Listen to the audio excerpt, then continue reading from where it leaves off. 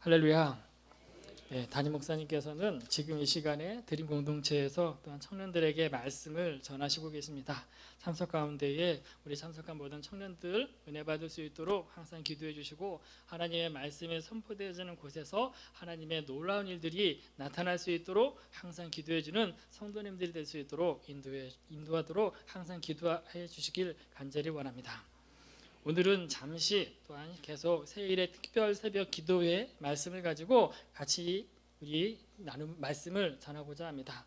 오늘 제목은 다시 신앙으로입니다. 제가 정한 것이 아니라 담임 목사님께서 정해 주셨습니다.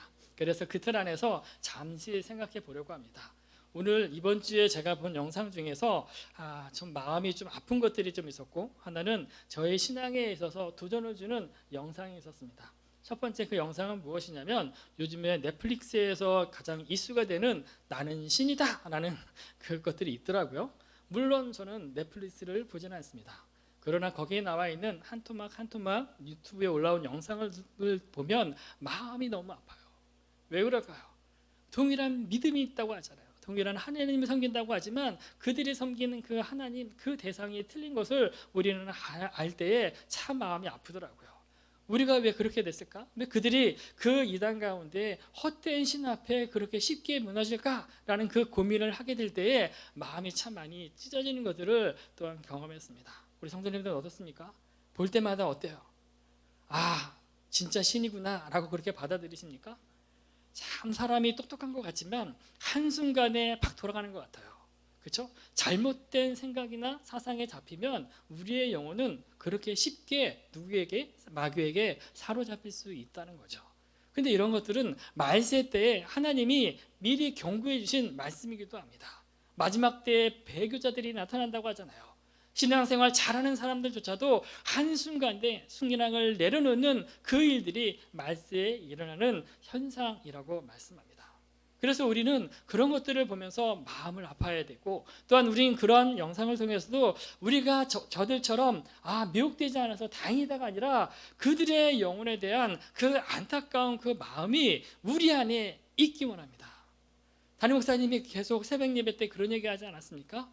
신앙생활의 출발점은 무엇이라고요? 삼위일체 하나님으로부터 출발한다. 그렇죠? 왜요? 그들이 그렇게 잘못된 것에 빠지거나 미혹된 것은 하나님에 대해서 제대로 알지 못했다는 겁니다.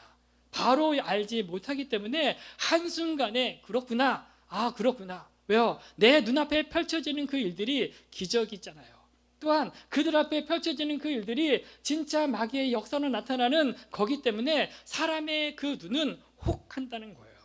근데 우리가 혹하는 것은 어떻게 해요? 말씀을 근거로 해서 그것이 진짜 하나님의 역사인지 분별하지 않으면 우리도 이러한 주변에서 나타나는 일들 때문에 우리의 믿음을 내려놓고 혹할 수 있다는 그 사실을 우리는 경각심으로 받아들여야 한다는 겁니다. 저는 그 영상을 통해서 마음이 좀 아팠어요. 그리고 또 한 영상을 봤는데 그 영상은 선교사님이더라고요. 김윤상 선교사님, 멕시코 선교사님이라고 얘기해요. 그가 멕시코에서 사역을 하면서 교통사고가 났어요. 그리고 중환자실에 실려가서 그 의사들이 하는 말은 이제 장례를 준비하라고 이야기했다고 합니다. 그리고 나서 그가 24일 후에 깨어났어요.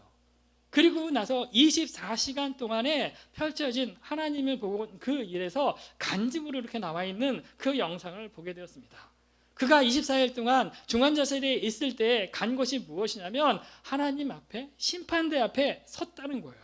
그 심판대에 본인뿐만 아니라 예수님뿐만 아니라 사단도 와 있었다고 이야기해요. 그리고 나서 생명책에 기록한 나의 일생을 하나님께서 다 비춰주시면서 너무 부끄러웠다라고 이야기하더라고요.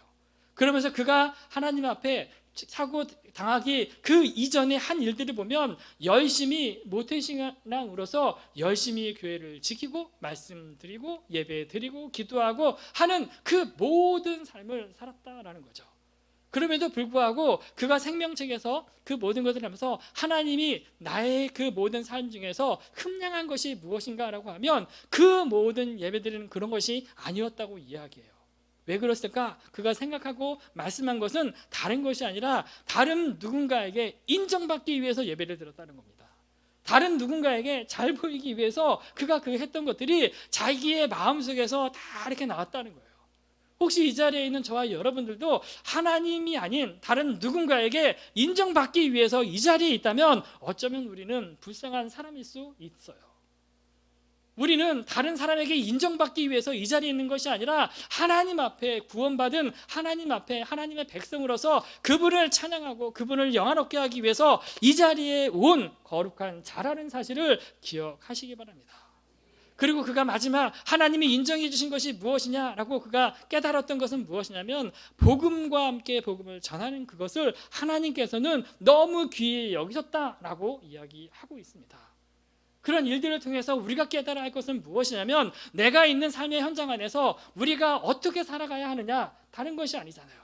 내가 받은 그 은혜, 내가 만난 그 예수님, 그 하나님에 대해서 증거하지 않으면 결국 하나님의 심판대 앞에서 우리는 과연 어떻게 될까라는 것들 좀 두려운 마음으로 서야 하고, 또한 우리가 두려운 마음으로 지금 이 땅 가운데 살아갈 필요가 있겠다라는 생각을 하게 되었습니다. 기억하십시오. 내가 믿는 그 하나님이 진정 하나님이라고 그러면 그 하나님을 증거하지 아니하면 오히려 그 하나님에 대해서 갈급한 그 사람들이 하나님에 대해서 이야기할 겁니다. 내가 살아있을 때에 내 주변에 있는 사람이 내가 복음을 알도록 믿는 사람들이 있었음에도 불구하고 들려주지 않았기 때문에 내가 이 자리에 있습니다라는 그 이야기를 하고 있다면 그거에 대한 책임은 과연 누구에게 있을까요? 바로 우리들에게 있는 겁니다. 그래서 우리는 우리 주변에 있는 믿지 않는 자들에게 우리가 할 수 있는 것은 다른 것이 아니라 우리가 만난 그 하나님을 증거하는 것, 하나님의 복음을 전하는 것, 그것이 우리 삶 가운데 전부가 되어야 한다는 겁니다. 믿습니까? 아무것도 아닌 것처럼 보이지만 그것이 하늘나라에 우리의 삶 가운데 삶의 열매를 맺는 하나의 그 길이라는 거예요. 그 영상 두 가지가 머릿속에서 떠나지 않습니다. 여러분들은 과연 어떠한 것이 머리에 떠나지 않는지 잘 모르지만 항상 우리가 기억할 것은 내 신앙에 도전을 주는 그런 것들이 있다면 하나님의 그 마음으로 한번 보셨으면 좋겠습니다. 그리고 하나님의 그 눈으로 그 사람들을 바라보길 원하고 그 하나님의 사람들이 하나님 앞에 멀어져가는 그 안타까움을 보면서 오늘 내가 해야 할 것이 무엇인지 잠시 생각해보는 시간이 되길 간절히 원합니다. 오늘 우리가 다시 그 본문의 그 말씀으로 돌아가서 제목은 다시 신앙이라고 합니다. 다시 신앙으로. 왜요? 우리는 코로나 이전과 코로나 이후의 삶이 확연하게 틀려졌다는 것을 눈으로 보고 있지 않습니까? 우리가 코로나 이전에 우리들의 모습은 너무 분주했어요. 또한 교회 안에서 모든 일들이 교회를 중심으로 움직였습니다.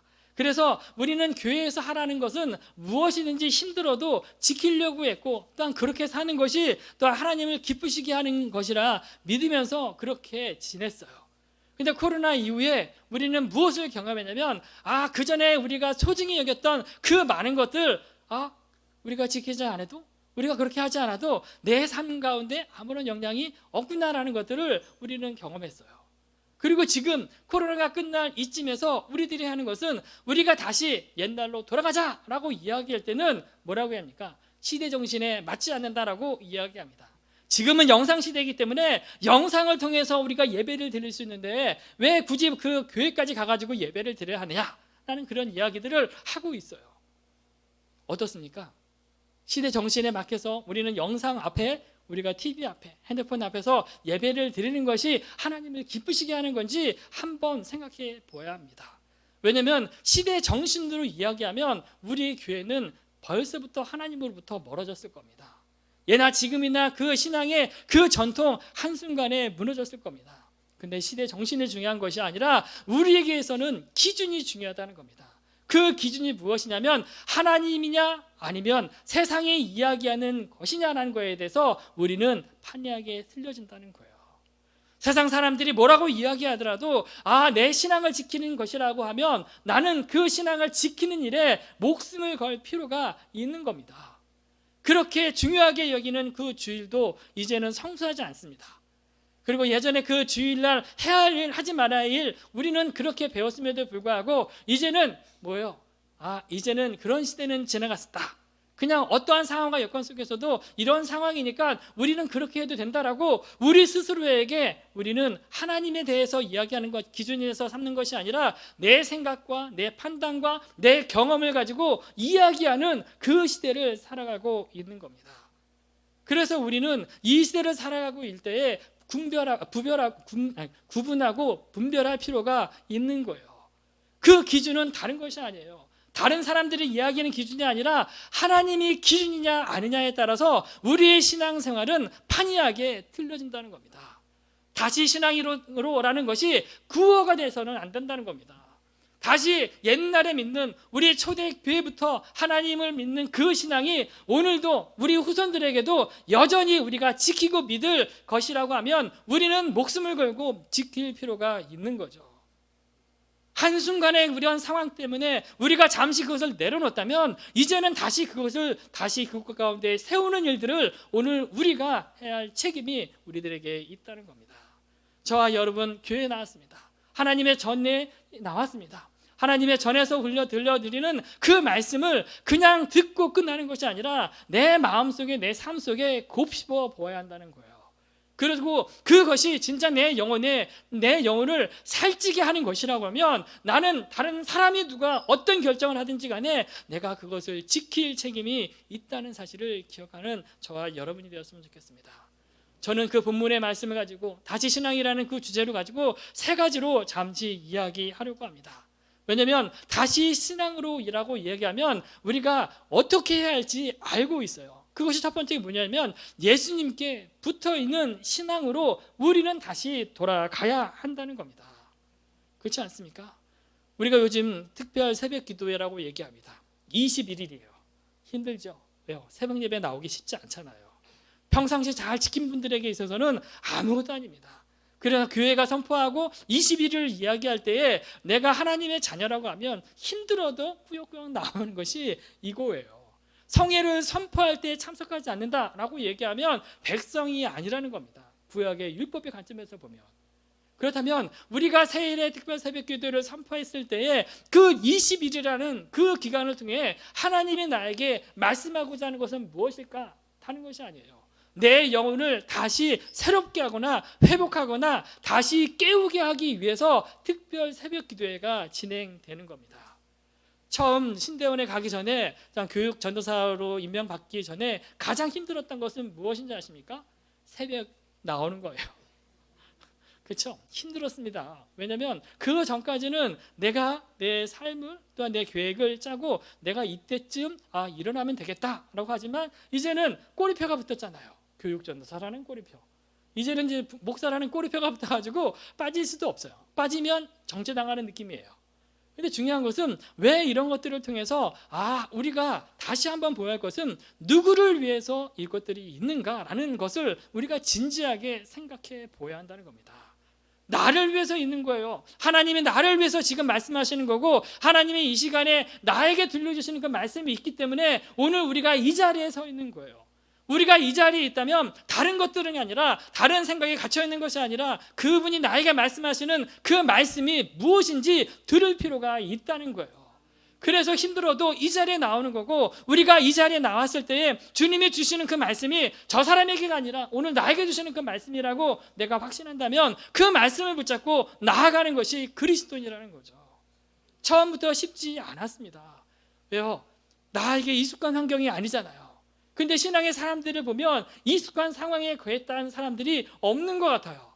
창세기를 보더라도 우리에게 말씀하시는 것이 무엇이냐면 아브라함에게 하나님이 다가와서 내 본토 친척 아비집을 떠나라 라고 얘기했다는 겁니다. 그에게 가장 익숙한 상황이에요.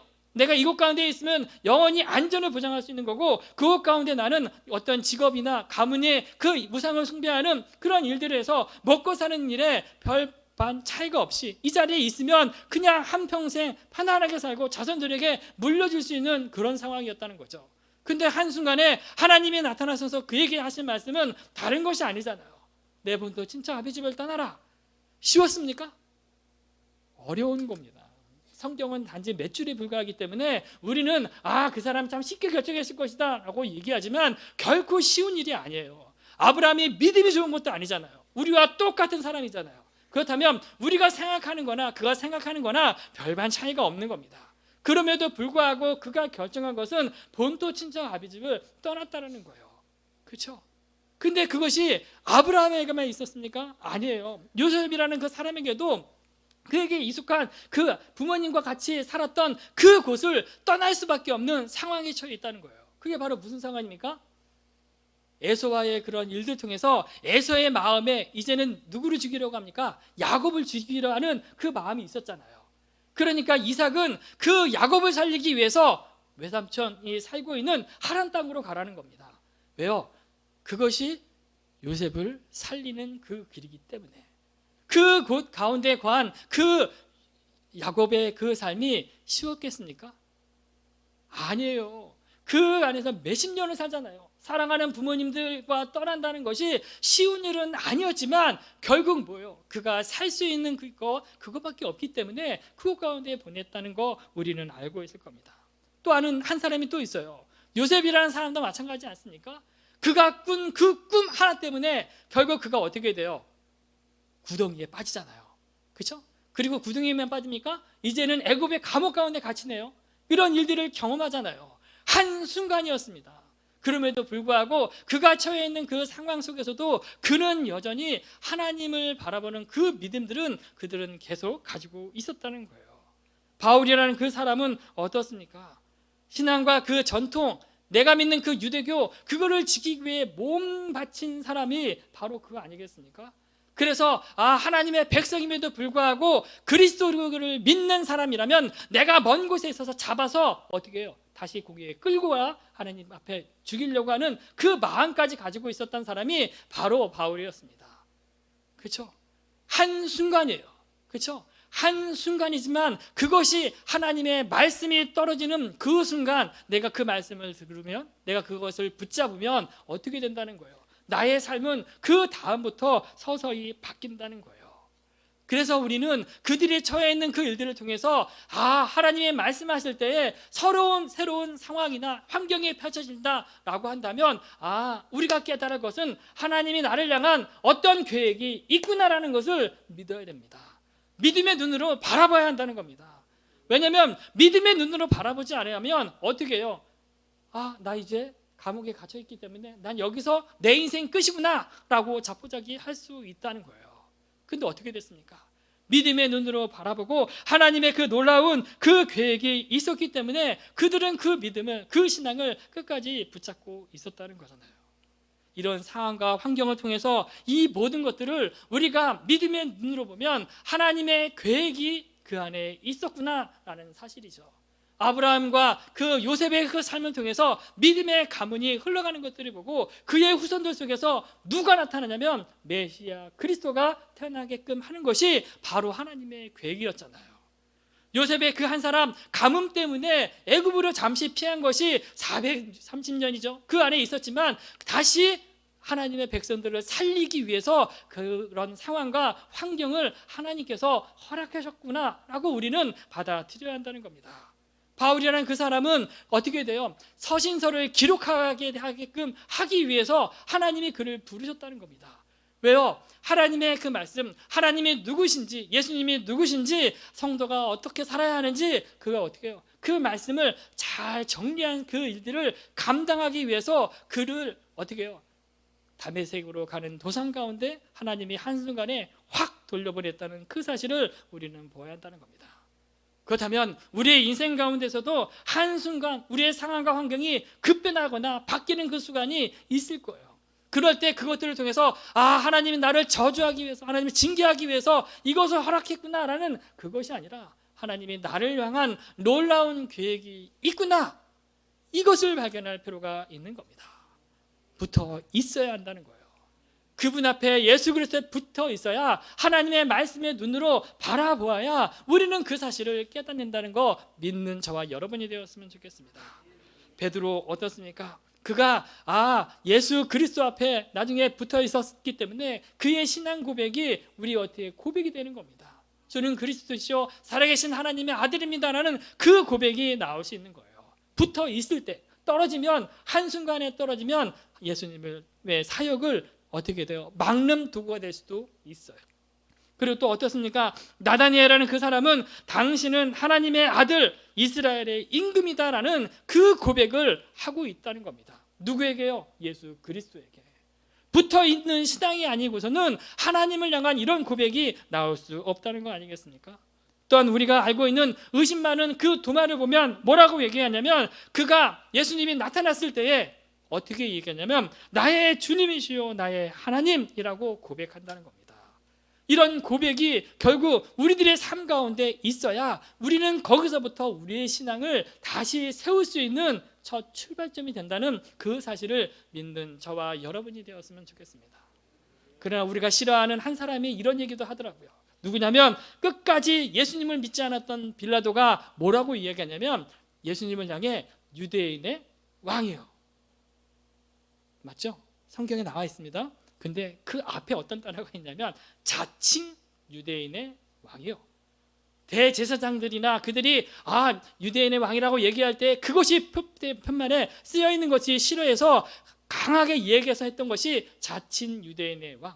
믿지 않는 그 사람의 눈에도 어디까지 가냐면 유대인의 왕인 것 같은데 그렇지 않은, 스스로 얘기하는 것처럼 여기까지 갔다는 거예요. 그러나 그는 믿음이 없었어요. 마찬가지일 겁니다. 우리의 상황과 환경이 어떻게 펼쳐질지는 모르지만 우리가 그리스도 안에 붙어 있다면 우리는 거기서부터 우리의 신앙은 다시 일어날 수 있습니다. 우리의 신앙은 회복할 수 있습니다. 다시 주님과 함께 출발할 수 있다는 사실을 믿는 저와 여러분이 되길 주의 이름으로 축원합니다. 두 번째, 우리가 살펴봐야 할 것은 거하는 신앙이 되어야 한다는 겁니다. 거하는 신앙. 거한다라는 것을 차절을 찾아보면 뭐예요? 머무르다, 같이 산다, 뭐 그런 얘기 있지 않겠습니까? 어찌 보면 거한다, 머무른다, 같이 산다라는 것을 보면 이스라엘 역사 안에서 우리는 한 장면이 떠오르는 것 같아요.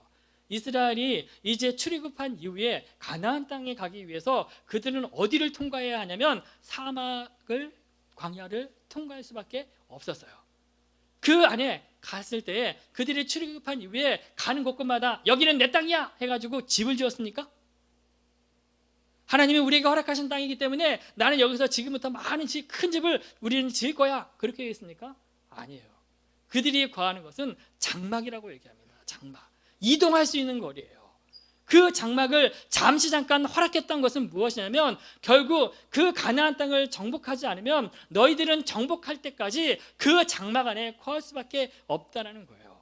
사막이나 그 광야에서 중요한 것은 그늘이라고 이야기합니다. 이스라엘 백성들에게서 중요한 것은 낮에는 장막 안에 거해야 선선할 수 있다고 이야기해요. 밤에는 그 장막 안에 들어가야 어떻게 한다는 겁니까? 따뜻하다고 이야기해요. 그러니까 뭐예요? 장막이 우리를 보호해 주는 겁니다. 마찬가지일 겁니다. 우리는 장막을 이야기할 때 사막을 생각하는 것뿐만 아니라 우리의 육신을 이야기할 때도 있어요. 우리의 육신을 가리켜 무엇이라고 하냐면 육신의 장막이라고 하지 않습니까? 왜요? 육신을 보호해 주는 걸 이야기하잖아요. 근데 육신 안에서 보호받아야 할 것은 무엇일까요? 다른 것이 있는 것이 아니에요. 이스라엘 민족에게는 내 육신 안에 누가 있다? 영혼이 있다. 그러니까 영혼을 지킬 수 있는 것은 이 장막을 계속 덮는 거예요. 영혼을 지키기 위해서. 근데 그 영혼이 어떻게 됩니까? 내 육신의 장막을 벗어버리는 날 우리는 하나님 앞에 가잖아요. 근데 우리는 이 사실을 모르면 여전히 어디 있냐면 내 영혼에 대해서 별반 관심 없이 살아갈 때가 있다는 거예요. 근데 그 영혼은 우리들이 사소하게 들리는 말 한마디로 인해서 요동을 쳐요. 마음의 요동을 칩니다. 그리고 비난하거나 정죄하거나 조롱하거나 위협해버리면 어떻게 돼요? 그 영혼에 큰 타격을 입게 된다는 겁니다. 그래서 우리는 육신의 그 장막이라는 그 꼭 가운데 있는 그 영혼을 보호해 줄 그 분이 필요한 겁니다. 그 분이 누구예요? 바로 그리스도라고 이야기하죠. 그리스도가 우리 안에 거하고 내가 그분 안에 거할 때에 우리의 영혼이 보호를 받는다는 겁니다. 그래서 우리는 항상 기억할 것은 내 육신의 장막, 내 영혼을 보호해 주시는 분은 내가 아니다는 사실을 인정할 필요가 있는 겁니다. 근데 자꾸 우리는 그 육신을 자꾸 보호하기 위해서 세상에서 보이는 수많은 것들로 자꾸 덮어버려요. 어떤 사람들은 어떤 게면 육신의 장막을 덮기 위해서 내가 무엇인가 쌓으려고 해요. 어떤 사람은 가지려고 해요. 어떤 사람은 모아두려고 해요. 그러면 뭐예요? 내 성들이 자꾸 내 주변이 높이 쌓여지고 성이 되면 내 영혼은 안전하다, 내 육신은 안전하다라고 생각한다는 겁니다. 근데 보세요. 그런 것으로는 우리의 안전을 보장받을 수 없다라는 겁니다. 우리를 안전하게 하시는 분은 다른 분이 아니에요. 우리의 자녀를 지켜주시는 분은 다른 분이 아니에요. 오직 예수 그리스도가 우리의 자녀를 책임져 주시는 거고, 그분이 어떻게 해요? 우리 자손들 또한 하나님의 백성들을 지켜주시는 것이라는 겁니다. 그래서 요한복음의 말로 이야기하면 우리가 예수 그리스도 아내가 된다면 뭐라고 이야기하면 그분 안에 거한다 라고 이야기해요. 그렇죠? 그리고 또 다른 얘기하냐면 열매를 맺는다 라고 얘기하고 서로 사랑한다 라고 이야기해요. 그리고 율법대로 행하라 라고 이야기한다는 겁니다. 결국 그분 안에 거할 때에 주님이 나를 통해서 이 모든 것들을 허락해 주신 것이라는 거죠. 근데 보세요. 6절에 보면 15장 6절에 보면 주님 밖에 있을 때에 우리에게 다가오는 것에 대한 경고가 6절입니다. 가지처럼 밖에 버려진다, 마른다, 사람들이 모아다가 불에 던져 사른다 라고 이야기합니다. 어떻게 하나님의 백성이 이런 취급을 받습니까? 어떻게 하나님의 백성이 포도나무 열매를 맺어 함에도 불구하고 그 가지가 튼튼해야 함에도 불구하고 메마를 수 있어요? 어떻게 하나님의 자녀가 사람, 그 불신자 이방인들의 손에 의해서 불에 타는 존재로 던져서 사라지는 그런 존재로 전락할 수밖에 없어요.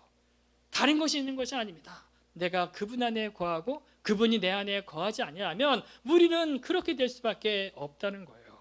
그래서 우리는 이런 삶을 살지 않기 위해서는 항상 그분 안에 거하도록 우리의 몸도 마음도 생각도 삶도 항상 그분을 기억하고 인식하고 살아가야 한다는 거죠. 우리가 알고 있는 사울왕 어떻습니까?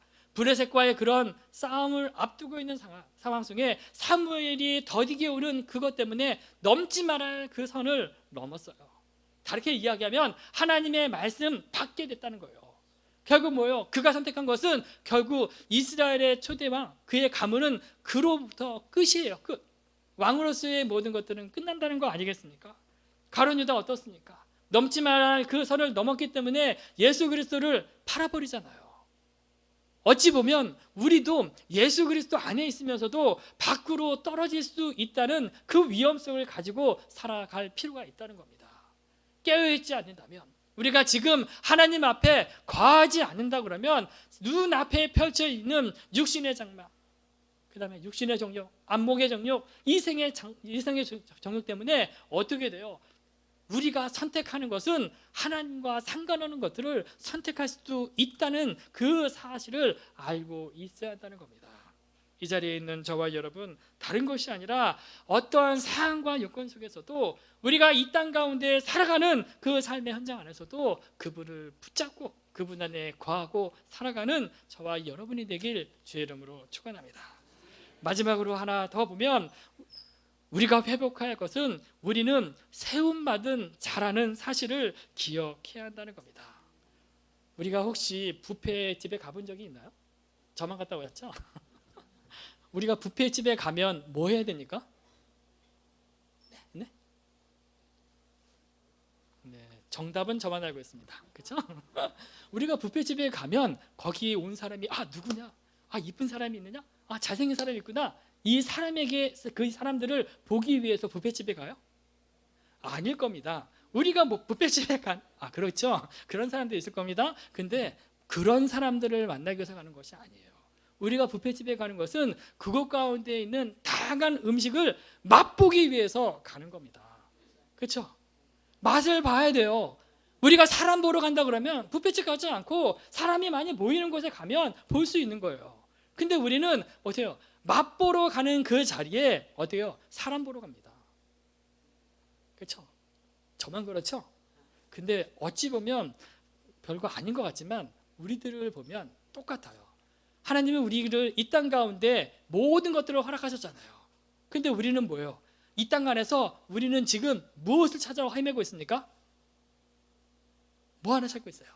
잘생긴 사람, 화려한 미모, 재산, 뭐 이런 거 아니겠습니까? 성공, 진실, 그렇죠? 하나님이 그런 것들을 하기 위해서 너네들이 이 땅 가운데 이것들을 누리고 이것들을 가지기 위해서 내가 너를 세상 가운데 보냈다, 그렇게 이야기하지 않았어요. 하나님이 이 땅 가운데 보내신 이유는 하나님의 목적과 계획이 있다는 거예요. 그렇죠? 그래서 담임 목사님이 얘기하는 거, 아니 웨스트민스터 신앙 고백의 제1항이 뭐예요? 하나님을, 사람이 뭐예요? 하나님을 영화롭게 하는 거, 그리고 영원토록 그와 즐기는 것, 이것이 우리들이 존재의 이유라고 이야기하지 않습니까? 근데 우리는 이 땅 가운데 왔음에도 불구하고 그 많은 것 중에 반드시 먹어야 할 그 음식조차 먹지 않아요. 내가 좋아하는 것만 갑니다. 내가 좋아하는 화려한 것들만 추구해요. 그것을 가지기 위해서 시간을 빼앗깁니다. 그것을 가지기 위해서 나의 모든 것들을 동원해요. 돈도 그렇지 않습니까? 명예도 그렇지 않아요? 우리가 화려한 집, 큰 집, 다른 사람이 보기에 참 괜찮다 인정하는 그것들을 세우기 위해서 오늘도 우리는 열심히 살아가고 있지 않습니까? 근데 하나님이 그것을 하기 위해서 우리를 이 땅 가운데 보내시지 않았다는 거예요. 하나님이 우리를 이 땅 가운데 보내신 것은 사람을 바라보기 위해서 보낸 것이 아니라는 겁니다. 육신의 정욕, 안목의 정욕, 이생의 자랑 우리 앞에 펼쳐져 있어요. 그럼에도 불구하고 하나님은 그 많은 것 중에 내가 선택하기 원하는 것은 바로 뭐냐면 하나님이어야 돼요. 그리고 그 하나님이 나를 지금 세우셨구나라는 그 사실을 알아야 한다는 겁니다. 근데 우리는 이 사실을 망각하고 살아갈 때가 많이 있습니다. 다윗 왕이 한순간에 회가닥해가지고 어떻게 돼요? 간음죄를 범하잖아요. 사람을 죽이잖아요. 그렇지 않습니까? 한순간이었습니다. 한순간. 아간 어떻습니까? 눈앞에 보이는 그 재물 때문에 한순간에 어떻게 돼요? 그의 가문이 멸문지화 당하지 않습니까? 아나니아 삽비라도 마찬가지일 거예요. 한순간이에요. 한순간. 내가 어떠한 사람인지 우리가 알지 못한다면, 주님이 나를 이 땅 가운데 보내신 그 이유에 대해서 우리가 정확히 깨닫지 못한다 그러면 우리는 한순간에 미혹될 수 있습니다. 미혹되기 시작하면 걷잡을 수 없이 수렁에 빠질 수 있다는 겁니다. 근데 하나님은 나를 이 땅에 보내신 것은 너희가 이 땅 가운데 있지만 너는 왕 같은 제사장으로 살아가야 한다라는 것을 이 땅 가운데 보여주기 위해서 나를 세웠습니다. 믿으십니까? 하나님이 나를 이 땅 가운데 보내면 거룩한 나라로서 그의 소유된 백성으로서 이 땅 가운데에서 거룩함과 진실함과 의로움으로 살아가기 위해서 나를 세우셨다는 그 사실이에요.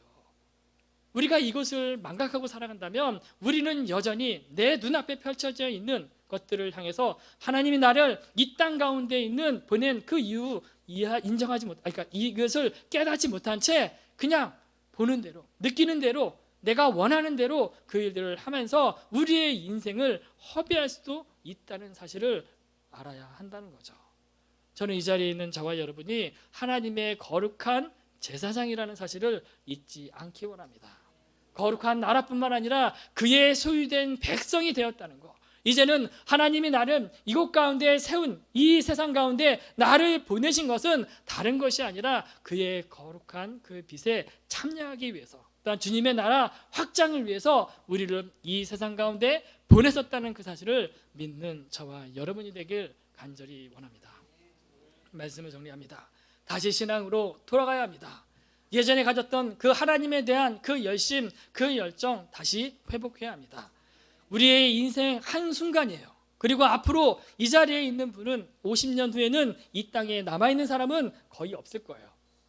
그렇다면 우리는 이 땅에 남아있지 않는다 그러면 하나님 앞에, 심판대 앞에 서게 될 날이 있고, 그 심판대 앞에 섰을 때에 하나님이 나의 모든 것들을 보면서 흠량하는 것들이 더더욱 많아지도록 노력하는, 힘쓰는 하나님의 거룩한 제사장으로 살아가길 주의 이름으로 축원합니다. 말씀을 기억하시면서 같이 기도하기 원합니다. 다시 신앙으로 우리는 살아가야 합니다. 다시 신앙을 회복해야 합니다. 세상 사람들이 원하는 기준에 우리가 맞춰가는 것이 아니라 우리가 예전부터 지켰던 그 믿음, 그 신앙 지키기 위해서 오늘도 우리는 몸부림쳐야 합니다. 우리가 지금 몸부림치지 아니하면 우리의 자녀들, 우리들을 보면서 신앙에 대해서 또한 타협할 수 있습니다. 이런 경각심을 가지고 오늘도 주님이 나를 이곳 가운데 보내신 이유가 무엇일까? 왜 하나님이 나로 하여금 그 세일의 특별 새벽 기도에 이를 허락하셔가지고 듣게 하는 그 음성은 무엇인가? 라는 것들 고민했으면 좋겠습니다. 오늘 이 시간 가지고 주님이 나에게 들려주시는 그 말씀 붙잡고 기도하는 시간이 되기 원합니다.